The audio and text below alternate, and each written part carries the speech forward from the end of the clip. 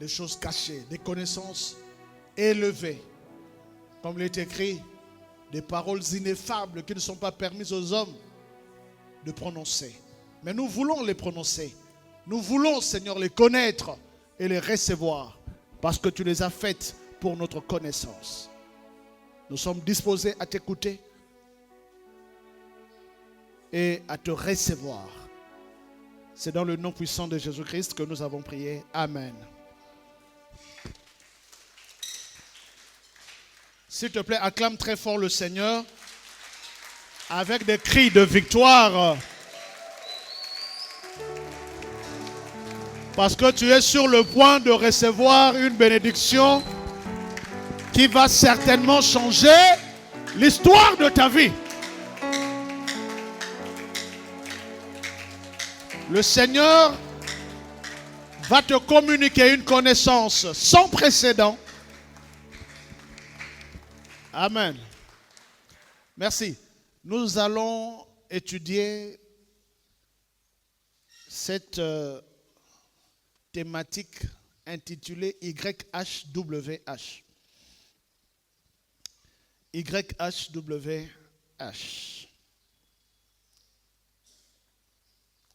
Et notre étude,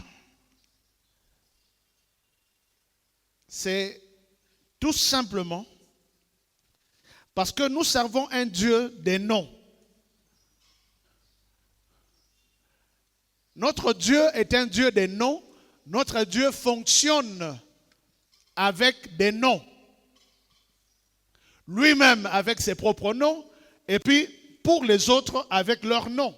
Dieu respecte les noms. Notre Dieu est un Dieu qui fonctionne avec le nom. Pourquoi? Parce que le nom reflète la nature et la manifestation de celui qui le porte. Je reprends. Le nom reflète la nature et la manifestation de celui qui le porte.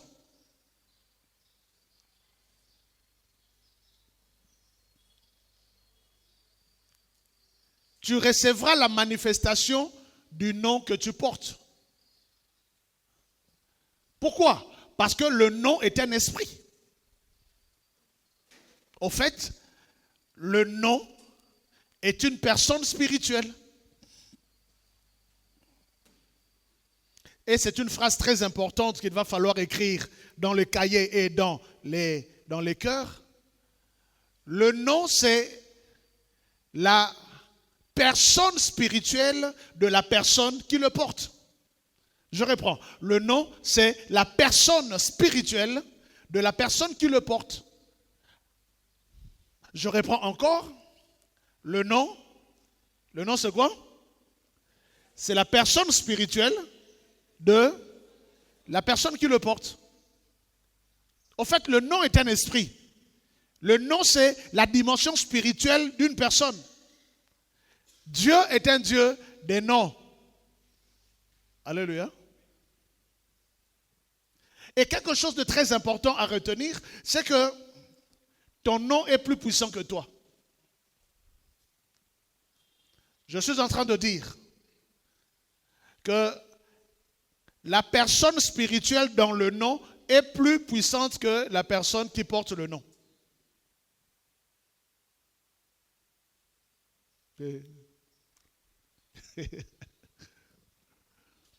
Ton nom est plus fort que toi. Le nom est un esprit, le nom est une personne. C'est-à-dire, ce que tu est conditionné par comment on t'appelle. Le nom, c'est la personne qu'on ne voit pas, qui agit plus que la personne qu'on voit.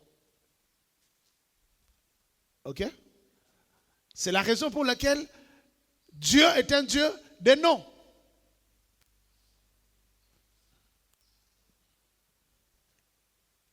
Lui-même, il se révèle avec des noms et puis il fonctionne aussi suivant les noms des personnes. Ok? Moi, j'avais un ami à l'école primaire. à l'Athénée de la Gombe. À l'époque, c'était Athénée de la Gombe. Après, c'est devenu Institut de la Gombe. Il s'appelait Mbongo Passi. Un garçon brillant, étudiant, très fervent, travailleur. Mais son nom, c'était Mbongo Passi. Alors, vous imaginez la signification de son nom sera plus puissante que les actions de ses mains. Parce que l'esprit dans le nom est plus fort que la personne. Le nom, c'est la personne spirituelle qui agit plus que la personne qui le porte. Il s'appelle Mbongo Passi. Peu importe les opportunités que ce monsieur pouvait avoir, l'onction dans le nom allait détruire ces opportunités pour que ce Mbongo Passi se manifeste. Et c'est le même principe avec Dieu. Dieu se révèle avec des noms, tout simplement parce que Dieu, il est tellement grand, on ne peut pas le sonder, on ne peut pas le cerner ni le discerner, mais néanmoins lui-même il se révèle au travers des noms, pour permettre à ceux qui veulent le connaître, pour permettre à ceux qui veulent marcher avec lui, d'effectivement marcher avec lui. Donc le nom de Dieu, c'est pour nous les humains. C'est pour notre foi. C'est pour notre connaissance. Par conséquent, nous devons le connaître. Et nous sommes là pour connaître ce Dieu véritable. Déjà, par le passé, on parle d'Elohim. Elohim, ça veut dire Dieu. Le mot Elohim en hébreu, c'est Dieu. Et le mot Elohim, le mot Dieu, signifie tout simplement le suprême, c'est-à-dire celui qui est au-dessus de tout. Et Elohim, ce n'est pas un nom. Elohim, c'est une nature. Personne ne s'appelle Elohim. C'est un peu comme le mot homme. Homme, ce n'est pas un nom. N'est-ce pas? Homme, c'est une nature, c'est la nature humaine. L'autre jour, il y a un pasteur qui m'appelait. Oh, homme, comment ça va? Je l'ai regardé. Moi, je ne m'appelle pas homme. Moi, je m'appelle Jean-Baptiste Kembo. Ne m'appelez pas homme, parce que homme, ça veut rien dire. Tout le monde est homme. Elohim, tout le monde dans le temps ancien croyait en un Dieu suprême. Les polythéistes croient en des Elohim. Le mot Elohim, même en hébreu, n'était pas utilisé premièrement par la Bible, par Moïse et les autres. C'était utilisé d'abord par des peuplades anciens païens. Le mot Elohim existait déjà. Le mot Dieu existait déjà. C'est la raison pour laquelle Dieu ne s'appelle pas Dieu.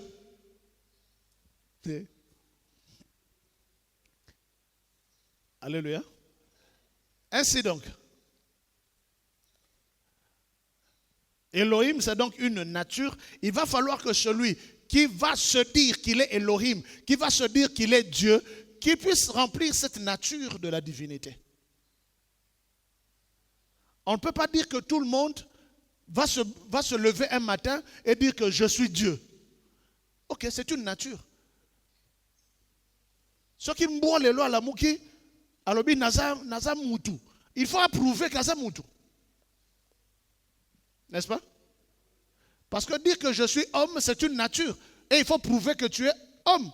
Il faut prouver ton humanité. Si quelqu'un dit que je suis Dieu, alors tu dois prouver ta divinité. La divinité, ça se prouve. Et nous, à la théologie révélée, nous disons que la divinité n'appartient qu'à une seule personne. Parce que le mot Dieu signifie suprême. Suprême, ça veut dire sommet. Or, on ne peut pas avoir deux suprêmes. Naturellement, on ne peut pas avoir deux suprêmes. Il faut qu'il y ait forcément quelqu'un qui sera suprême et les autres qui seront secondaires. N'est-ce pas? Et dans une autre nature de Elohim, Elohim, ça doit forcément être quelqu'un qui a la nature créatrice. Ça doit être le créateur. Donc si quelqu'un n'est pas créateur, il ne peut pas être Elohim. Quand bien même tout le monde se vante et dit que je suis Elohim, je suis Dieu, ben, est-ce que tu es créateur? Est-ce que tu es le créateur? Nous sommes tous d'accord que nous ne pouvons avoir qu'un seul créateur. Amen. Alors, pour approfondir maintenant la connaissance de YHWH, ayant donné ce background, nous allons maintenant faire une étude du livre d'Apocalypse, d'où provient justement cette référence de YHWH. Je ne dis pas que YHWH a été tiré de l'Apocalypse, mais l'explication et la compréhension sera plus facilitée lorsque nous lisons Apocalypse chapitre 4, à partir du verset 8. Apocalypse chapitre 4, le verset 8, le verset 9 et le verset 10. Je lis au nom de Jésus-Christ. Les 4 êtres vivants ont chacun 6 ailes. Ils sont remplis d'yeux tout autour et au-dedans. Ils ne cessent de dire jour et nuit. Ils disent quoi? Saint, Saint, Saint. Combien de fois? Est-ce que cela fait que Dieu est 3 fois saint? Non. Quand on dit Saint, Saint, Saint, le chiffre 3 c'est le chiffre de la perfection. Le chiffre 3 c'est le chiffre de la totalité divine. Ça veut dire Saint, Saint, Saint veut tout simplement dire que Dieu est infiniment saint. Il n'est pas 3 fois saint, il est infiniment saint. Saint, Saint, Saint. La suite. Et qui? Attendez, là on dit Dieu. Ou on dit Seigneur Dieu. Pourquoi on n'a pas dit Dieu? Tout simplement parce que le mot Dieu, Elohim, comme je viens de le dire, c'est un mot utilisé par beaucoup des esprits et des personnes. Alors, Apocalypse chapitre 4, le verset 8, crée la différence. Lui, il n'est pas Dieu, mais il est le Seigneur de tous les dieux. C'est comme ça qu'on l'appelle Seigneur Dieu. Si dans le monde de la divinité ou dans le monde des divinités, on peut entendre et on peut se connaître, ils savent qu'il y a un seul qui est leur Seigneur, c'est le Seigneur Dieu. C'est lui que nous allons découvrir d'un moment à l'autre. Qui est donc ce Seigneur Dieu? Ce Seigneur Dieu, il est présenté comme Saint, Saint, Saint, c'est-à-dire infiniment Saint.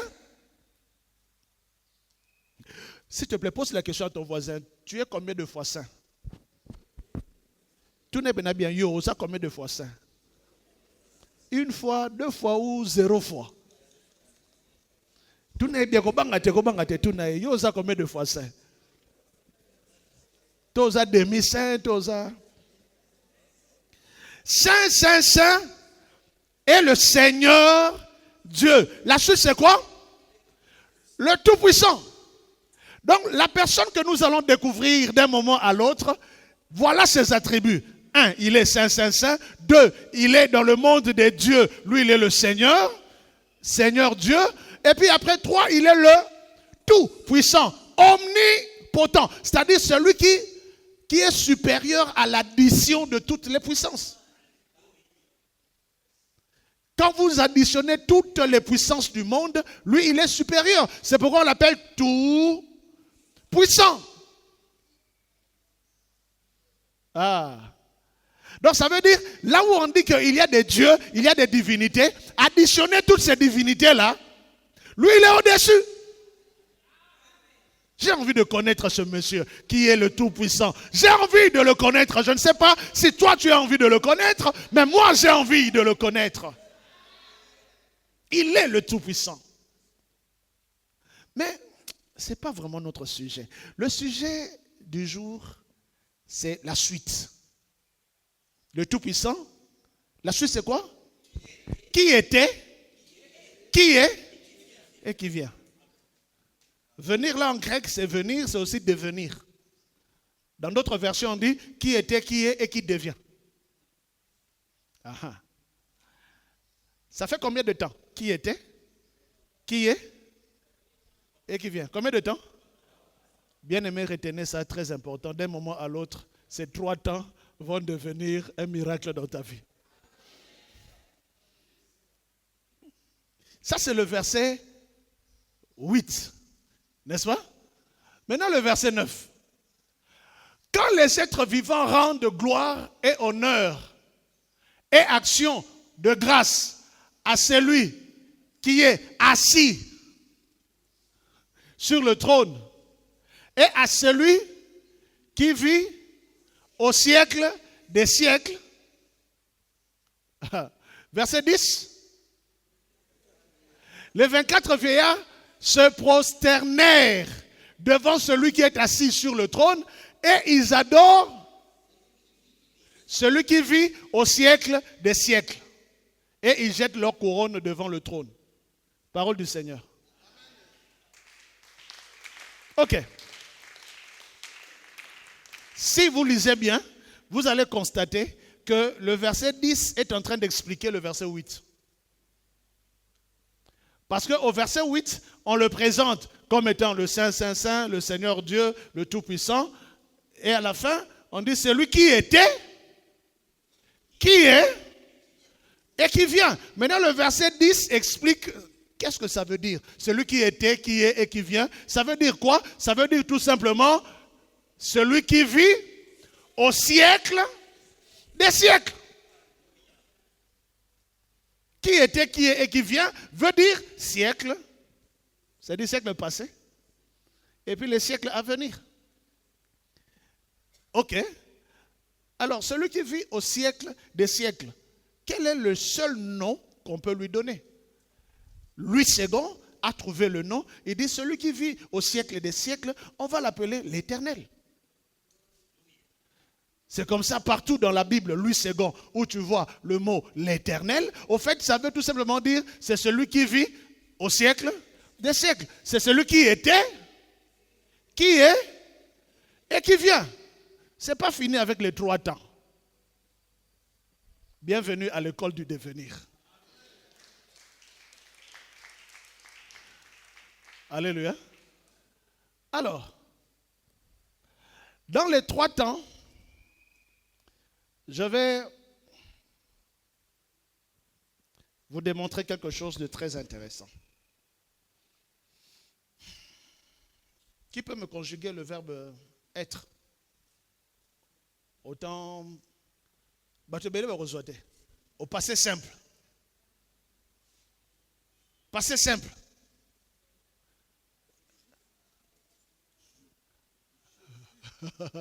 Passé simple. Qui? Oui, maman. Je fus. Acclamons pour la maman.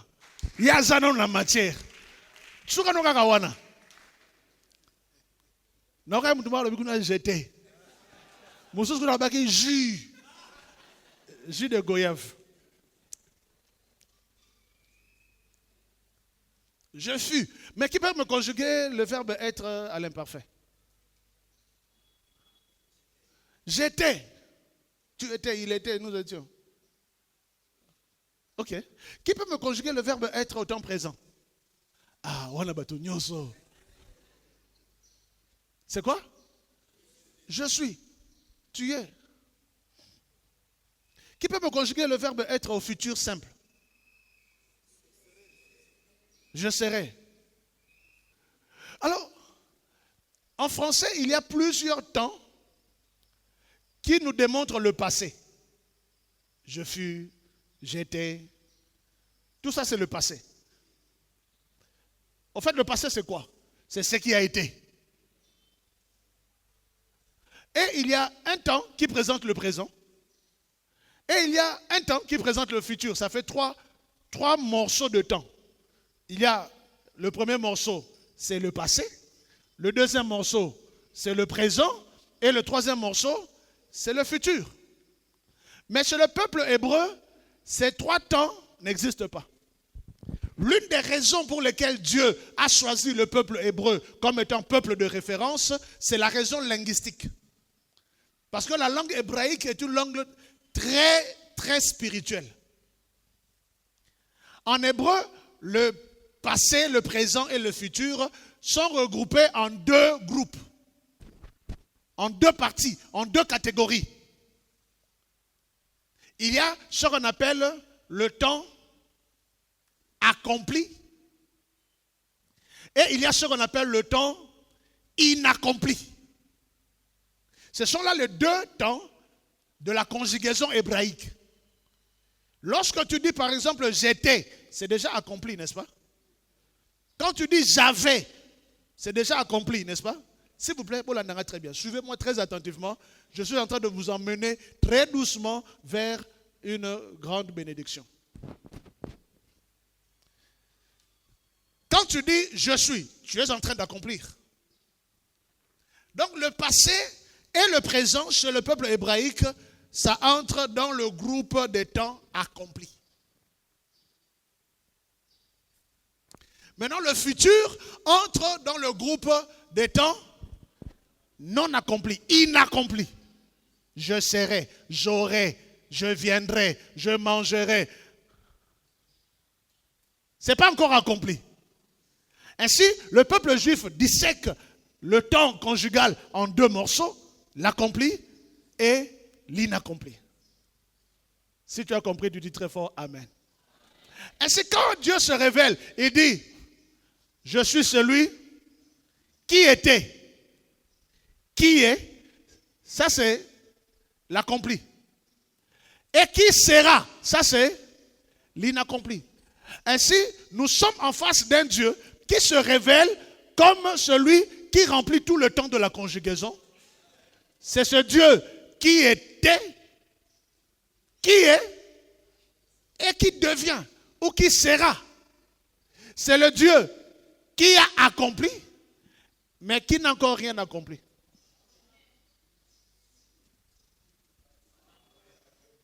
C'est le Dieu qui vit dans l'accompli, mais quand tu vois déjà ce qu'il a accompli, faites attention. Il n'est pas encore, il ne s'arrête pas là. Il va encore faire des choses. Et avec ce Dieu, ce qu'il n'a pas accompli est plus grand que ce qu'il a accompli. C'est pourquoi on l'appelle omnipotent. Potent, c'est le potentiel. Le potentiel, c'est la potentialité. Et la potentialité, c'est la capacité de faire quelque chose qu'on n'a pas encore fait. Non, je vous présente un Dieu qui est potentiellement plus grand que son passé.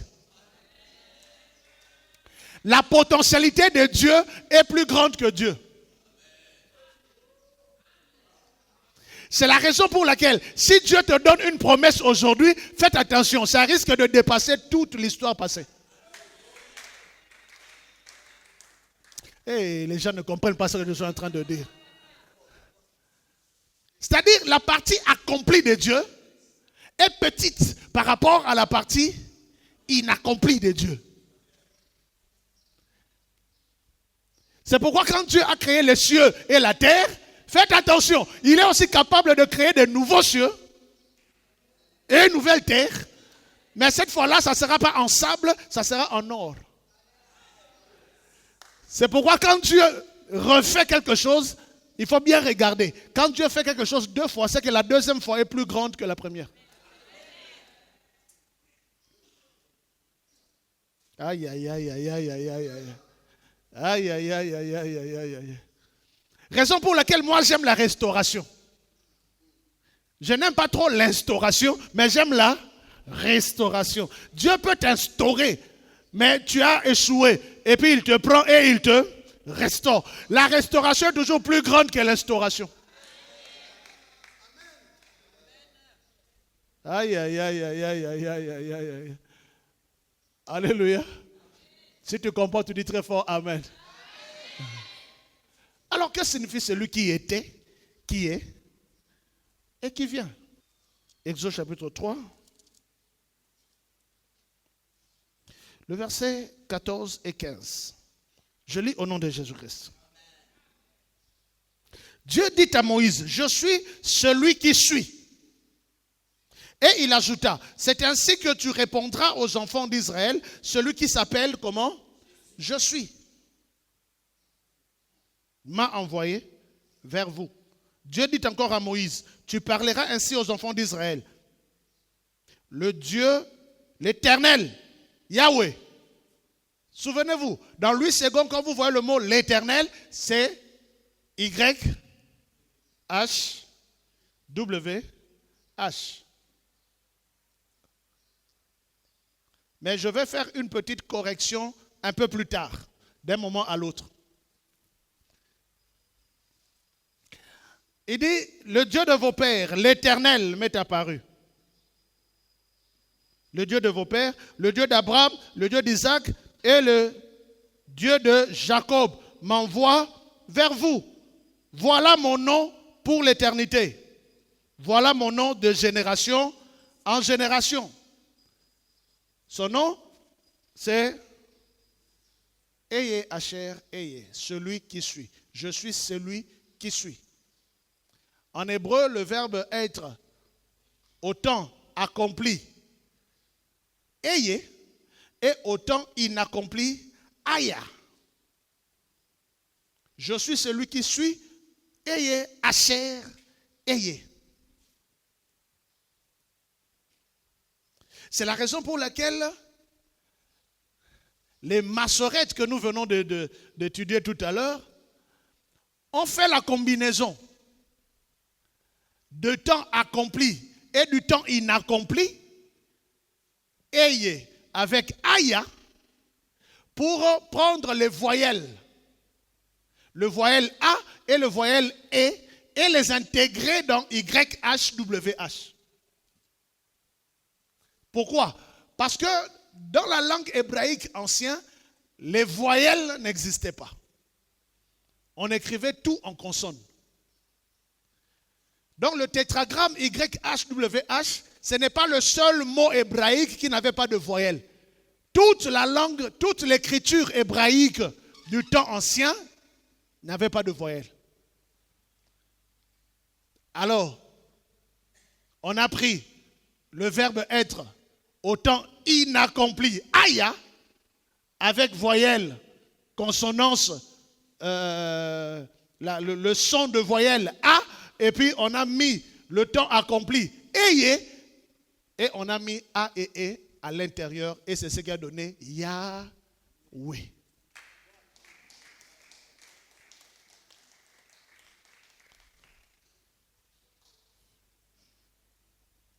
Alléluia.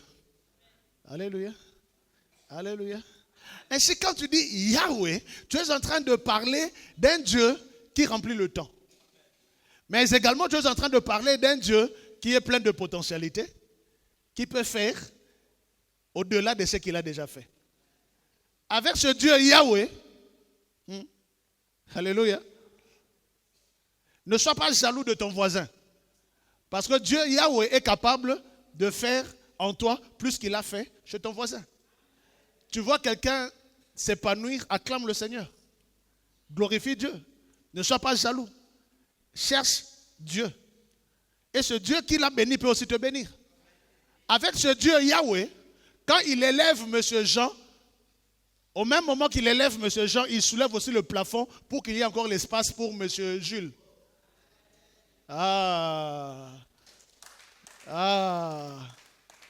Non, je suis en train de dire, avec Yahweh, il y a encore de l'espace dans l'élévation. Mais nous allons découvrir, finalement, c'est qui ce Dieu YHWH? YHWH, c'est qui? Et la Bible nous donne une réponse extraordinaire. Alléluia. Ainsi, dans la Bible, quand vous lisez l'Éternel, globalement c'est YHWH, mais dans plus de 45 passages de l'Ancien Testament, on ne l'appelle pas YHWH. On l'appelle tout simplement YH et on s'arrête là. Yah.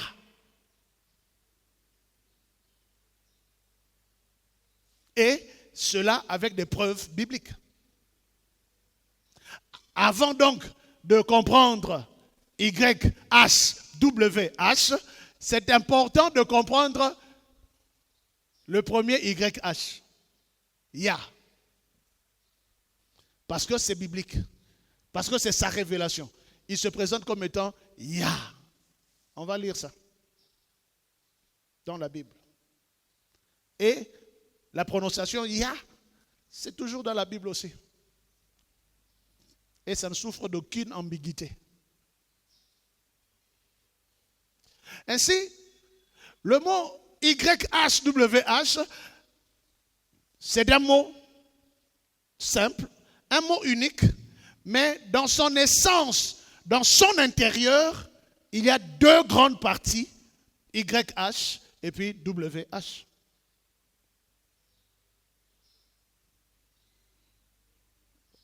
Amen. Alors, bienvenue à la révélation.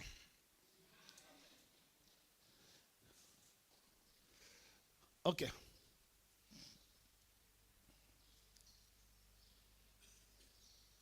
Lorsque Dieu se révèle comme étant l'Éternel,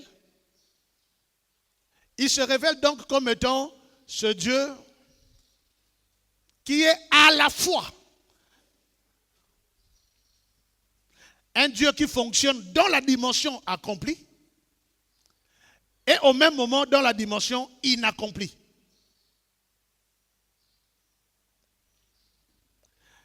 Ce Dieu Yahweh, c'est d'abord le Dieu Yah. Et dans la Bible, YH, Oyaliboso, le premier YH, fait référence à ce Dieu inaccompli, le Dieu inaccessible.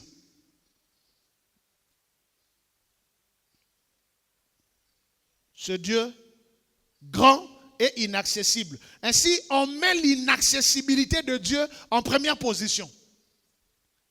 Celui qui s'approche de Yahweh doit savoir qu'il est d'abord Yah, c'est-à-dire infini. C'est-à-dire illimité. C'est-à-dire inaccessible. On ne peut pas accéder ni à sa connaissance, ni à sa puissance, ni à sa présence, ni à sa personne. C'est d'abord ce Dieu qui est dans cette dimension inaccessible. 1 Timothée 6,16, ce Dieu qui habite une lumière inaccessible. Mais il n'est pas que le Dieu inaccessible. Il est aussi le Dieu de WH, c'est-à-dire le Dieu Emmanuel. C'est le Dieu accessible. C'est le Dieu immanent. YH, c'est le Dieu transcendant, mais WH, c'est le Dieu immanent, c'est Emmanuel. Dieu avec nous. Ainsi, avec ce Dieu, nous avons ces deux dimensions, la dimension de la transcendance et la dimension de l'immanence. La dimension du Dieu extrêmement grand, mais la dimension du Dieu extrêmement petit. Ok? Le Dieu Yahweh, c'est le Dieu tellement puissant, mais au même moment, c'est le Dieu tellement faible. S'il vous plaît, suivez-moi très bien. Dieu qui est inaccessible en tout, a décidé de devenir tellement faible en tout. Tellement faible qu'on l'a même arrêté. Tellement faible qu'on l'a même flagellé. Et la Bible nous donne la révélation de cette personne, la personne immatérielle de Dieu, mais également la personne matérielle de Dieu, qui a décidé de devenir homme. Pas n'importe quel homme, un simple homme. Pas un simple homme, un serviteur. C'est-à-dire le Dieu maître qui donne des ordres, il est devenu tellement petit qu'il dit, Yaya, donne-moi des ordres, je vais exécuter.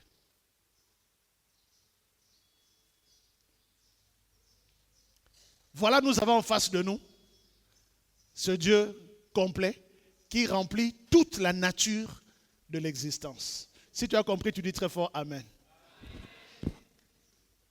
Ainsi, ayant dit tout ce que je viens de dire, Faites très attention. Quand tu rencontres ce Dieu tellement petit, n'oublie pas, dans sa petitesse se cache la grandeur infinie. Quand tu rencontres ce Dieu faible, 1 Corinthiens chapitre 1, le verset 25, dit « La faiblesse de Dieu est plus que les hommes ». Donc nous avons en face de nous un Dieu qui a accepté qu'on parle aussi de sa faiblesse. S'il vous plaît, ne perdez pas de vue que nous sommes en face d'un Dieu qui a ces deux temps avec lui, le temps inaccompli et le temps accompli. C'est ce Dieu qui est au même moment tout puissant et tout faible. Et il y a des gens qui ont reçu la révélation de ce Dieu tout puissant et tout faible. Parce qu'il est tout puissant et tout faible, il peut venir dans la faiblesse de quelqu'un et faire ressortir la toute puissance. Ce Dieu Yahweh est un Dieu qui utilise la faiblesse pour démontrer sa force. C'est la raison pour laquelle la faiblesse est un piège. Face à ce Dieu, là où tu es faible, c'est là où tu es fort. C'est la raison pour laquelle dans le livre de Joël, chapitre 3, la Bible déclare que le faible dise « Je suis fort ». Pourquoi? Parce que Yahweh, celui qui marche avec Yahweh, quand il est faible, qu'il fasse attention. C'est pourquoi nous jeûnons. Nous jeûnons pourquoi? Pour devenir faible. Quand tu deviens faible, c'est en ce moment-là que Yahweh vient pour démontrer sa force. Il aime ceux qui sont faibles pour démontrer sa force. Raison pour laquelle Gédéon était faible. Il cachait des fromments dans sa faiblesse et la faiblesse de Gédéon a invité Yahweh. Quand Yahweh arrive, il dit, va avec la force que tu as, vaillant héros. En quel moment Gédéon était vaillant héros? En fait, Gédéon n'a jamais été vaillant héros. Un héros, c'est celui qui a combattu et qui a gagné des batailles importantes. Lui n'a jamais combattu même un chien. Mais on l'appelle vaillant héros. Au fait, c'est Dieu qui l'appelle dans sa divinité glorieuse. Quand Dieu regarde Gédéon dans l'humanité, il est faible, mais dans la divinité, il est vaillant héros. Je parle ici à des gens qui sont sous le son de ma voix. Tu as des problèmes, des moments difficiles dans ta vie, tellement faibles. C'est dans cette faiblesse que la toute-puissance de Dieu va se manifester. Raison pour laquelle moi je ne crois pas que Samson était un homme musclé. Samson ne pouvait pas être un homme musclé tout simplement parce qu'il n'a jamais pratiqué l'haltérophilie. Et d'ailleurs, on le sous-estimait. Quand on le regardait, on le sous-estimait. Donc il n'avait pas une taille imposante. Mais la taille ne fait pas Dieu. Quand la divinité entrait dans cet homme faible, il devenait fort. Alléluia. Alléluia. Quelqu'un dit très fort Amen. Encore plus fort Amen. Le Seigneur est tellement grand, il est tellement merveilleux, qu'il peut utiliser la faiblesse de l'homme. Alléluia. L'apôtre Paul déclare, quand je suis faible, c'est alors que je suis fort. Dans notre faiblesse, il manifeste sa gloire. C'est pourquoi il pouvait aller utiliser Moïse. Il prend Moïse, il dit, allez, va parler à Pharaon. Moïse dit, je ne peux pas parler parce que je suis bègue. Je ne sais pas bien parler. Je suis bègue. Je ne parle pas bien. Trouve quelqu'un qui parle bien, il ira parler. Moi, comment tu vas me choisir, moi, un bègue? À Lingala, on appelle l'ikokoma. Mais Dieu aime justement le l'ikokoma là pour bien parler. Je ne sais pas si quelqu'un comprend ce que je suis en train de dire. Dieu, il y avait beaucoup de gens dans le monde. Mais pourquoi Dieu va choisir seulement Moïse, quelqu'un qui ne parlait pas bien? Parce que Dieu aime la faiblesse des hommes. Pour démontrer sa puissance.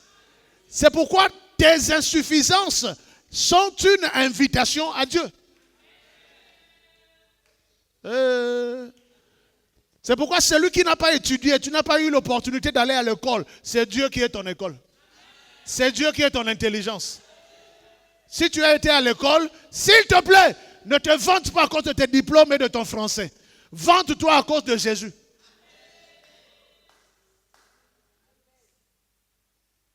Parce que tu rencontreras des gens plus intelligents que toi, mais si tu as une intimité plus attachée avec ce Dieu Yahweh, les intellectuels ne vont même pas tenir devant toi. Ainsi, Psaume chapitre 68, le verset 4, nous présente, c'est l'un des passages des Écritures qui utilise l'écriture YH dans la version originale. Psaume 68, 4, là on parle de l'Éternel. Dans l'écriture originale, on n'utilise pas YHWH. On utilise seulement YH et on s'arrête là. Yah. C'est la raison pour laquelle beaucoup de gens dans la Bible portent le nom de l'Éternel Yah. Exemple, Adonijah. Au fait, Adonijah, le Jah de l'affaire là, c'est YAH. C'est le nom de l'Éternel. Elijah. Élisée. C'est la raison pour laquelle aussi, plus tard, ce nom de YH sera donné à celui qui viendra manifester le grand Yahweh sur la terre, pleinement. Et Dieu a donné cette révélation à l'un des prophètes, le prophète Jérémie. C'est quelque chose d'extraordinaire, ce que Jérémie a donné comme révélation. Dans le livre de Jérémie, au chapitre 23, alléluia, on nous donne la révélation de cette personne qui allait venir pour donner la révélation de Yahweh. Alors, Yahweh va se révéler. Ce Dieu extraordinaire va se révéler à Jérémie. Et c'est un passage exceptionnel. Étude du livre de Jérémie. Chapitre 23, le verset 5 et le verset 6. 5 et le verset 6. Jérémie chapitre 23, verset 5 à 6, j'ai lu au nom de Jésus. La Bible dit, voici les jours viennent. Voici les jours viennent. Dit l'Éternel. Oui. Voici les jours viennent, dit l'Éternel. Le mot l'Éternel là c'est Yahweh. Ok? Continuez. Où je susciterai à David un germe juste. C'est Yahweh qui parle. Yahweh parle. S'il vous plaît, suivez cette étude. Yahweh parle. Yahweh dit, je vais susciter à qui? À David. Un germe juste. Un germe juste. Un germe, ça veut dire une postérité. Ça veut dire une descendance. Un héritier. C'est-à-dire un enfant. Donc l'Éternel est en train de faire une promesse dans la maison de David pour lui dire, à un moment viendra, je vais susciter à David un enfant. Oui. Juste. Il régnera en roi et prospérera. Il régnera en roi, c'est-à-dire postérité à David. Ça peut être un enfant direct ou un enfant dans la lignée de David. Parce que dans la logique biblique, Koko Azalagate, tous les Kokos sont appelés des pères. Yes. Père Abraham, Père David. Et pourtant, père, 5e, 6e, 7e génération. Même tout le monde a un grand-père Azate. On dit toujours votre père Abraham, votre père Moïse. Amen. Ainsi, quand il dit, je vais susciter à David une postérité, un germe juste, qui germera et qui régnera en roi. Et la Bible précise en son temps, allez-y. Et prospérera. Il pratiquera la justice et l'équité dans le pays. En son temps, Juda sera sauvé. En son temps, au temps de cet enfant-là, au fait, cet enfant va naître dans la lignée de David. Ça sera un bébé. Vous êtes avec moi, n'est-ce pas? Amen. Je veux être sûr que vous l'entendez bien. Amen. Quelque chose va se passer dans ce passage-là de brutal. Donc c'est un bébé qui va naître dans la lignée de David. Et puis après il va devenir aussi roi. Ok? Après il va régner. Et en son temps, Juda sera sauvé. Donc il va marcher avec la puissance du salut. Amen. Et après on va donner le nom de ce bébé. Israël aura la sécurité dans sa demeure. Israël aura la sécurité dans sa demeure. Et voici le nom dont on l'appellera. Voici le nom dont on va appeler le bébé qui va naître. Il s'appellera comment? L'Éternel, notre justice. Amen.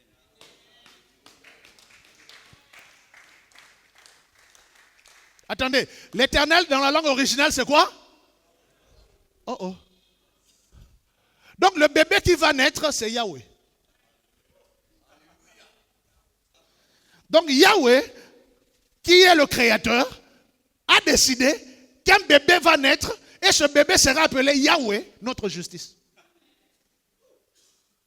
Donc lorsque nous disons Jéhovah Tzidkenu, ce n'est pas le nom de Dieu dans les cieux, c'est le nom de Dieu bébé. Fils, l'un des descendants de David. En fait, Yahweh lui-même, il dit, moi Yahweh,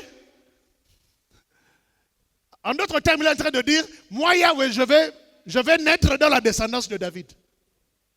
Parce que le bébé qui va naître s'appellera comment? Yahweh, notre justice. Donc, la maman de ce bébé-là, on ne connaît pas encore le bébé en question, la maman de ce bébé-là, quand il sera en train de porter le bébé, si elle était révélée, elle allait dire, Yahweh, je te berce. Pourquoi? Parce que nous avons en face de nous un Dieu illimité, infini, mais au même moment, limité, petit, qui est devenu faible, homme. Il est tellement devenu faible qu'il est même né d'une femme. Nous avons en face de nous un Dieu créateur, mais un Dieu avec des géniteurs.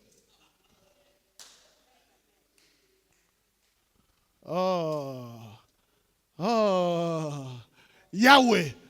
Et ce bébé-là sera Yahweh.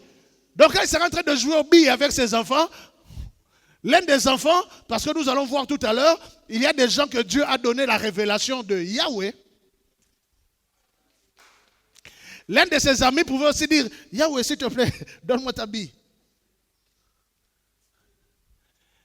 Si par le passé, des gens n'ont pas reconnu ce bébé comme Yahweh, alors ma mission dans cette salle, c'est que quelqu'un puisse avoir l'intelligence ouverte pour identifier ce Yahweh, le grand Yahweh. Telle est ma mission. Moi, je suis né pour ça. Je m'appelle Jean-Baptiste, je suis né pour présenter Yahweh avant la fin des temps. Et je suis en train d'exceller dans ma mission. C'est pourquoi plus de 3 sont ici dans la salle. Quelqu'un dit Alléluia. Ah, extraordinaire. Extraordinaire. Maintenant, on va découvrir qui est finalement ce bébé. En fait, il y a une prophétie qui va donner la référence. Et cette prophétie est sortie de la bouche de David. Psaume 68, le verset 4. Chantez à Dieu. Lisons ensemble 1, 2, go. Chantez à Dieu. Célébrez son nom. Frayez le chemin à celui qui s'avance à travers les plaines. L'Éternel est son nom. Réjouissez-vous devant lui. Parole du Seigneur. Ici, l'Éternel et son nom, c'est Yah. Y-A. Yah est son nom. On est donc en train de présenter le Dieu, le grand Dieu. Mais on donne une précision. On dit, vous peuple, chantez à l'Éternel. Chantez à Dieu. Célébrez son nom. Et puis on précise frayer le chemin. Oh oh. L'histoire de frayer le chemin là, ce n'est pas inconnu dans la Bible. Donc celui pour qui on va frayer le chemin, son nom c'est Yahweh. Mais qui a reçu la mission de frayer le chemin à Yahweh? Matthieu chapitre 3.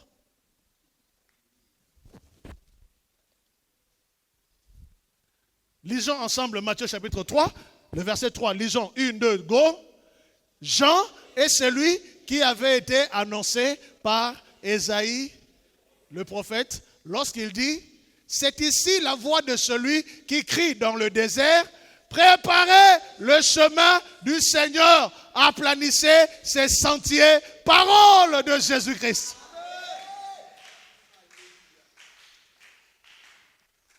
Frayez le chemin, préparez le chemin. Mais celui qui est venu préparer le chemin, c'est Jean. Il est venu préparer le chemin pour celui qui a été annoncé dans Psaume 68. Qui a été annoncé dans Psaume 68? C'est Yah.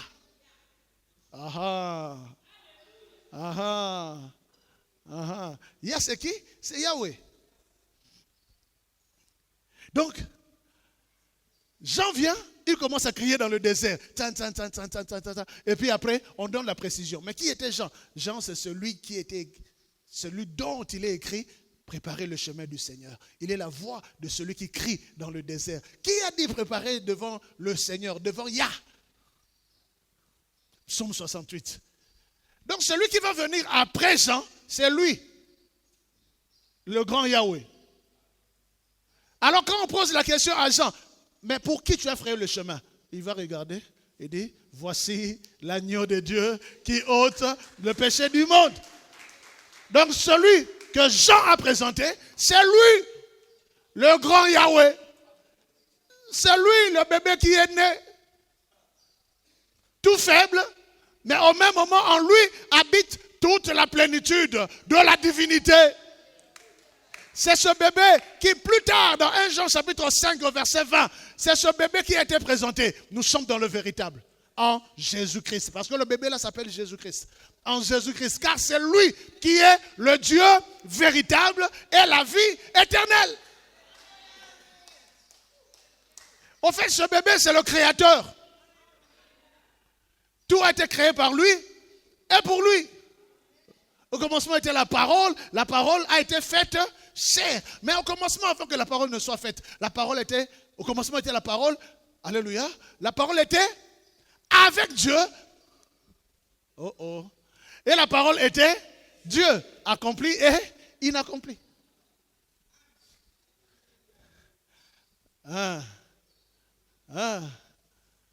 Elle était au commencement avec Dieu. Toutes choses ont été faites par elle. Et rien de ce qui a été fait n'a été fait sans elle. En elle était la vie et la vie était la lumière des hommes. Donc ce monsieur qui marchait dans les rues de Jéricho, de Jérusalem, de Béthanie, de Bethléem, au fait, c'était Yahweh. Je vous présente Yahweh. Le premier Jean-Baptiste vous a présenté l'agneau. Le dernier Jean-Baptiste, c'est moi. Je vous présente Yahweh. Dans sa grandeur. Ah, dans sa grandeur. Je dis dans sa grandeur. Dans sa grandeur. Bota la forme et azolo na yete aza Yahweh. Bota la démarche na yete aza Yahweh. N'a pas ça une preuve. Preuve en réalité la mouto kutu. Beaucoup on dit maté que preuve on n'était pas naï. Yahweh. Ah. Yahweh. Il est tellement faible. Il est devenu tellement faible qu'on l'a même tué. Je vous informe que le monde a tué Yahweh. Et beaucoup de Mao, hein? Mais dans Jean chapitre 19, la grande révélation réside là, à la mort de Yahweh. Le verset 19 et le verset 20. Lisons ensemble. Jean chapitre 19, le verset 19 et le verset 20. Lisons, 1, 2, go. Pilate fit une inscription qu'il plaça sur la croix et qui était ainsi conçue: Jésus de Nazareth, roi des Juifs. Beaucoup de Juifs lurent cette inscription parce que le lieu où Jésus fut crucifié était près de la ville. Elle était en hébreu, en grec et en latin.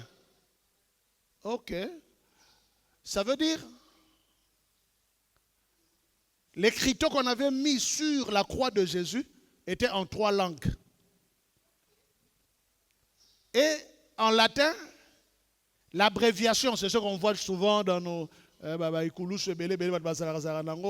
comment INIR, ça c'est le latin. Alléluia. Jésus de Nazareth, roi des Juifs. Mais en hébreu, ce n'était pas INIR, INRI. En hébreu, c'était autre chose. Alors, je vous présente l'écriteau en hébreu. Qui a écrit ça? Pilate. Alléluia. Et Pilate a écrit, il pouvait dire ça seulement en latin et puis on arrête là. Il pouvait écrire seulement en grec et puis on s'arrête là. Parce que le latin, c'était la langue du colonisateur. Le grec, c'était la langue scientifique. Mais le hébreu, c'était la langue nationale. Et il a mis le hébreu, alors voyant ce qui était écrit en hébreu. Yeshua ha-Nazari hu-melek hi-Yehodim. Ça, c'est le hébreu. Ah. Donc, Pilate a commis makambo oyo na hébreu. A commis en boy na hébreu. Et puis, a joué écrito na ye atiki yango na se. Mais ce que Pilate ne savait pas, ce que les gens ne savaient pas, ce que le monde ne pouvait pas découvrir, c'est que Pilate venait là de donner la révélation du grand Yahweh. Alors regardez très bien ce qui est écrit. Le premier mot, c'est en quelle lettre? Le deuxième mot, H. Le troisième mot. Et le quatrième. Je vous présente le grand Yahweh à la croix. Je croyais que quelqu'un pouvait acclamer et célébrer le roi des rois. Pouvait acclamer et célébrer le Seigneur des seigneurs. Quelqu'un pouvait acclamer et célébrer le Tout-Puissant.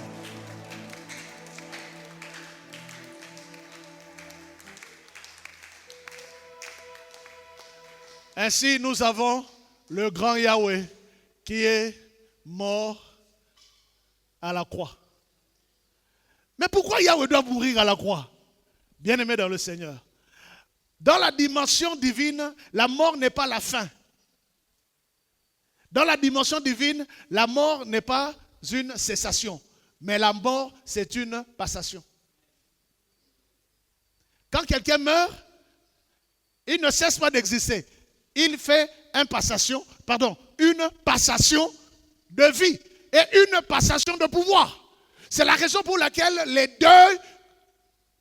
lieux de deuil, les lieux de matanga sont des lieux par excellence pour les passations de pouvoir. Ainsi, le lieu de deuil de Jésus, c'est à la croix. En fait, Yahweh est mort à la croix, non pas pour mourir, mais pour faire une passation. En fait, la mort de Yahweh, ce n'était pas la fin de Yahweh. La mort de Yahweh, c'était une mission. Il était né pour mourir. Et il est mort pour passer sa divinité à d'autres. Par sa mort, la mort de Dieu a créé des dieux.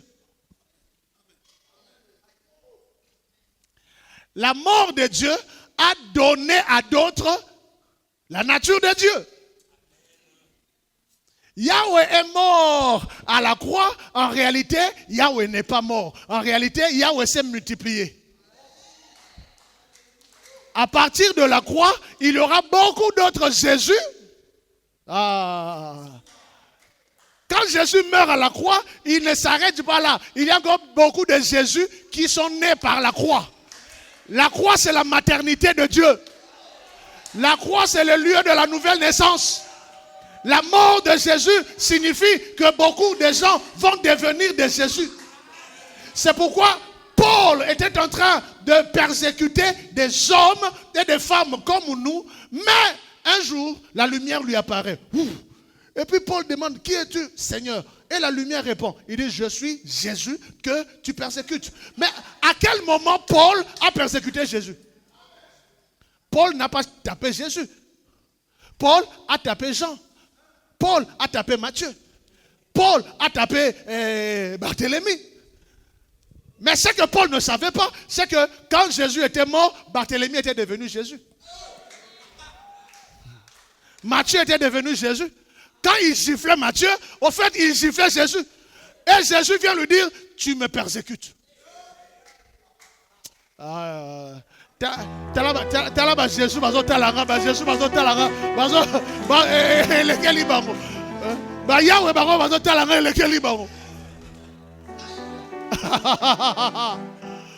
hey! C'est la raison pour laquelle Jésus à la croix, Jésus à la croix a démontré la passation de pouvoir. Il était là crucifié. Et puis il regarde en bas, il voit le disciple qu'il aimait. Il s'appelait comment? Jean. Comme moi. Jean. Et puis, ce qui est extraordinaire, c'est qu'au bas de la croix, il y avait 3 femmes. Toutes les femmes portent le même prénom. Toutes les 3 femmes s'appelaient Marie.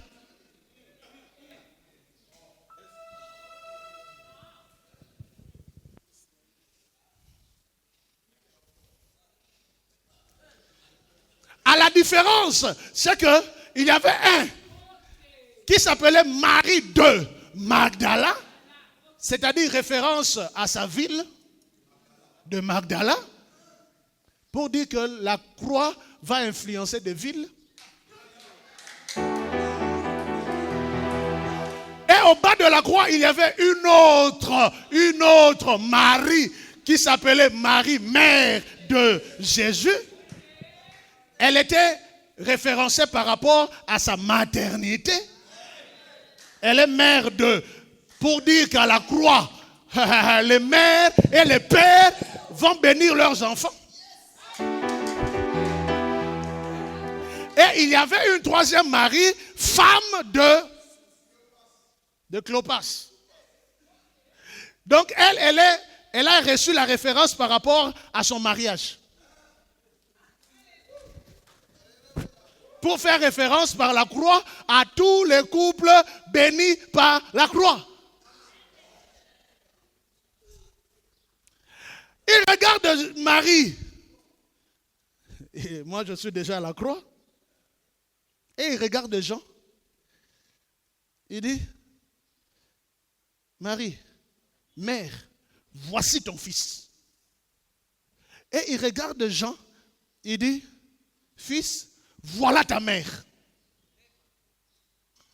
Et la Bible précise, à partir de ce jour-là, Jean l'a pris avec lui. Donc, tant que soki nandako, Marie siko azala posa mwana na Yesu. Mais Yesu mwana na ya sa ebisa yeke mwana na yo ye wana. Donc, en ce moment-là, Jean a commis Yesu.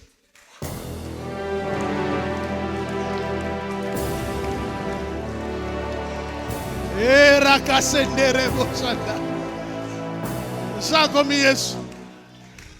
Jean commis Yesu. Jean commis Yesu.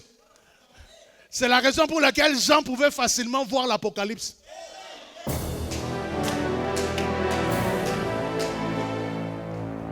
Comment l'Apocalypse, c'est ça, et puis ça mène les badino sur tout, et puis ça mène les gars à Yesu. Tant à côté de la dimension apocalyptique, ba ange ba monisha ba fuka melie. Yalbete ba fuka mera tenga na zansa na zanga na mutu. Botelema. Mais ba ange tant ba monisha ba moni Yesu na kata Jean. Ba fuka ba ange ba yebi ke ange a fuka mela eloko moko te. A fuka mutu moko te. Mais la programmation angélique a fléchi devant Jean.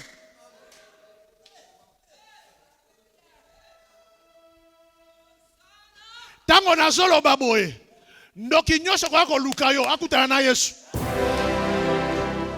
Magicien nyosho kwa lukayo akutana na Yesu. En fait, yo zagasusu yote. Okoma Yesu. Okoma Yesu. En tout cas, yo na yebite amen na yo zo changa badut. Mengai ngana za Yesu. C'est la raison pour laquelle au nom de Jésus n'est pas une formule. Tu peux dire au démon, démon, je te le dis, sors. Il y a un Paul, après ça, ma doctrine, dans la église. Alors, ça, ce n'est pas le Seigneur qui a parlé, ça, c'est moi, Paul, qui parle. Pourquoi? Parce que Paul a comme Jésus. À ma doctrine, il y a Paul, mais comment ma doctrine, il y a ensemble. Donc, on peut créer la loi, il n'y a pas na yo, mais ensemble, il y a il y a un taille à kala, na partie, il y a commencement, il y a Bible. Na partie à commencement, il y a Bible. Adam azalaki nzambe. Il y a Adam quand on peut sa combo na banyama, même nzambe a contesté.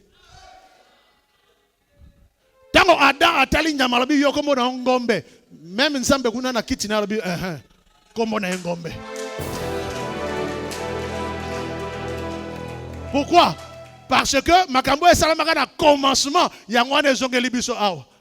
Retour au jardin d'Éden, que le Seigneur vous bénisse. C'est la raison pour laquelle l'apôtre Paul pouvait dire dans Philippiens chapitre 1, le verset 21, Christ est ma vie. Et puis il continue, il dit la mort m'est un gain. Et pas banzambe ko, babiso banzambe. La mort est un gain. C'est-à-dire la mort produit des bénéfices. C'est comme ça que Jésus devait mourir pour produire des bénéfices. Un seul grain est tombé à terre et il a produit des enfants de Dieu. Par millions et par milliards. Le bénéfice de Dieu. C'est pourquoi 1000 peuvent tomber à tes côtés, 10 000 à ta droite. Toi, un seul, tu ne peux pas être atteint. Parce que à la croix, tu es devenu le bénéfice de Dieu. Tikangai na yemba Yesu za malamu. Tikangai na yemba Yesu za malamu. Allez-y. Tikanga